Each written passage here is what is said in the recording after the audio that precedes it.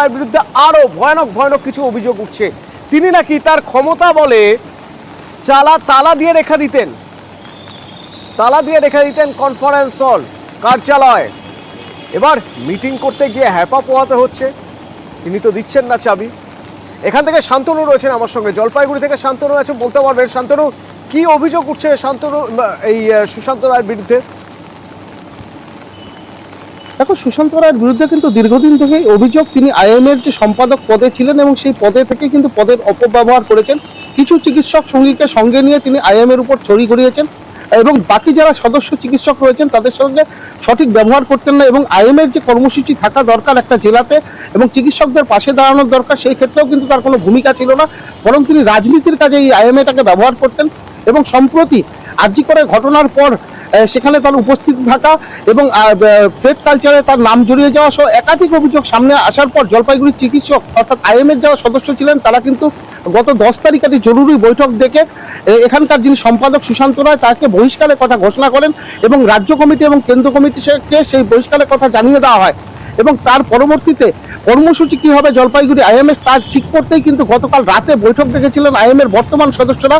সেখানে কার্যকরী কমিটি যে রয়েছে বর্তমানে সেটাকে ভেঙে ফেলারও দাবি উঠেছিল, কিন্তু দেখা যাচ্ছে সেই সদস্যরা যখন আইএমএর অফিসে ঢোকার চেষ্টা করেন, কনফারেন্স রুমে মিটিং করার চেষ্টা করেন, সেই দরজায় কিন্তু তালা লাগিয়ে দেওয়া ছিল এবং সেই তালা চাবি কিন্তু ছিল সুশান্ত রায়ের কাছে এবং আরেকজন কেয়ারটেকারের কাছে। যেটা অভিযোগ হচ্ছে সেই কেয়ারটেকার যিনি দেখভালের দায়িত্বে রয়েছেন তার উপর চাপ সৃষ্টি করেছেন সুশান্ত রায়, তার ফলে চাবি কিন্তু তিনি হ্যান্ডওভার করেননি বর্তমান সদস্যদের।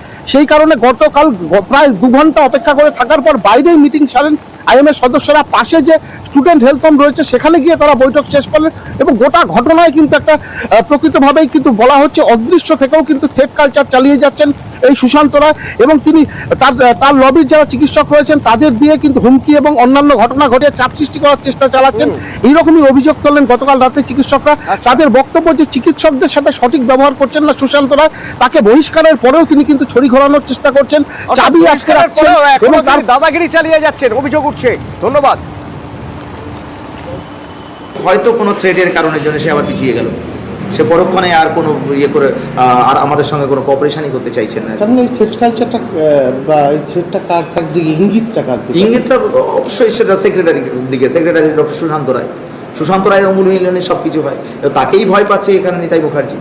ডক্টর নিতাই মুখার্জি যে আমি যদি খুলে দিই, তার তিনি নিজেই বলেছেন আমি তো কোনো কিছু জানি না, সেক্রেটারি যা বলেন তাই হবে। আমাদের এই বৃষ্টিতে ভিজে আমাদের কারণ খুললো না, এটা তো রয়েছে, এখনো বন্ধ রয়েছে। আমরা ফোন করেছি, আমরা ওখানে এসছি, সে ফটো তোলা আছে, আমাদের কাছে সব ডকুমেন্টেড রয়েছে এবং আমরা বৃষ্টিতে ভিজছিলাম, সব কিছু ডকুমেন্টেশন রয়েছে।